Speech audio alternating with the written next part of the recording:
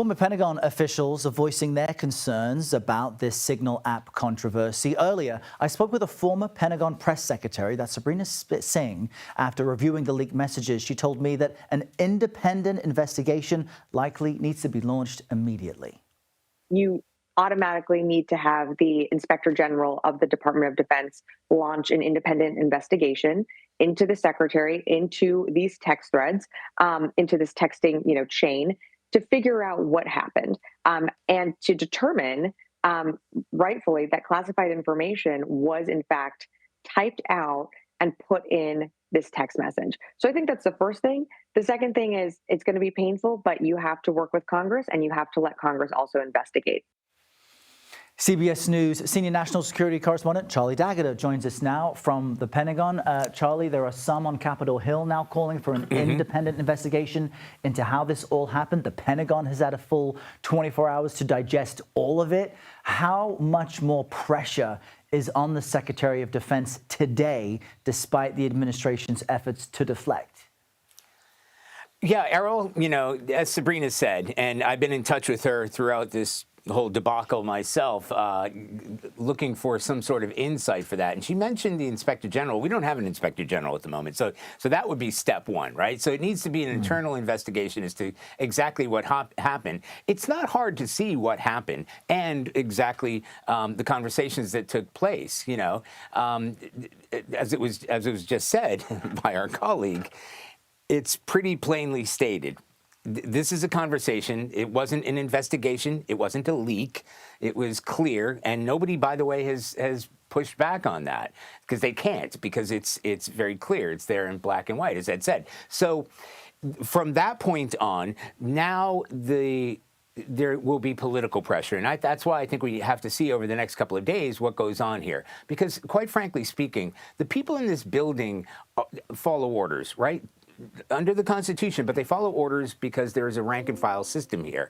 At the top of that rank and file is the Defense Secretary himself. So there's a lot of frustration, a lot of embarrassment, frankly, embarrassment to what they've seen transpire. Those conversations shouldn't have been taking place in the first place, and they certainly shouldn't have been made public. That is unheard of, and people here are angry about that. But they don't have a lot of power in terms of pushing that forward. There will be pressure on Secretary Hegseth, but that pressure has to come from the top. You've got the president calling all the shots, National Security Council under him. Then I would argue that's where the Pentagon and the Defense Secretary fall in after that. So it has to come from the top. It won't come from the bottom. They're angry about it. They're frustrated about it. But there's not a lot they can do in terms of leverage to push that out. And Hegseth, as you have seen, has remained defiant. He has said that the information that he shared on that group chat on Signal was declassified or unclassified. In a way, he has a vote in that, right? Because he can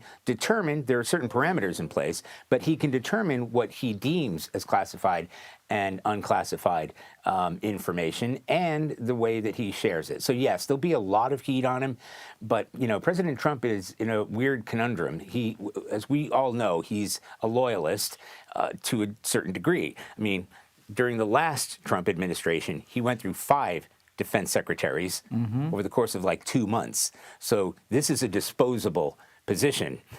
So it just remains to be seen exactly how much of this blowback is going to affect the president's administration itself. And I'm glad you mentioned, Charlie, the hierarchy of the Pentagon. It was also mentioned during the hearing yesterday that this is of course, leadership position, and how can you expect your troops to follow exactly what you do and abide by the same policies if the Secretary of Defense doesn't abide by the basics in communication? Let's talk about the battlefield, because the Houthis in Yemen, they're still launching rockets at Israel. Has anything changed tactically in the wake of this? Do they seem emboldened in any way? It's an important point to make here, because in the background of all of this Houthi conflict is continuing. I'm not entirely sure that they'll be emboldened by it, because in a way it's kind of what they would have expected anyway. Now, I've studied the Houthis for years. They are a tenacious organization, and they will continue to fight. So I'm sure they're relishing in all of this. regardless of the information that got out, as the Trump administration continues to say, it was a successful mission.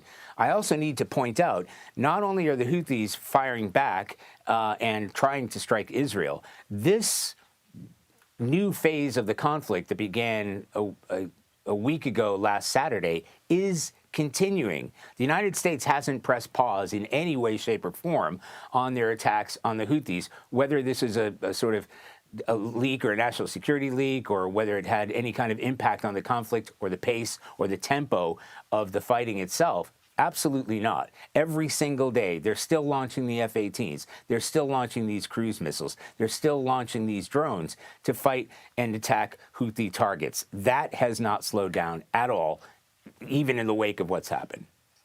All right, Charlie D'Agata with the latest information up to the minute, joining us from the Pentagon. Charlie, always a pleasure. Thank you so much.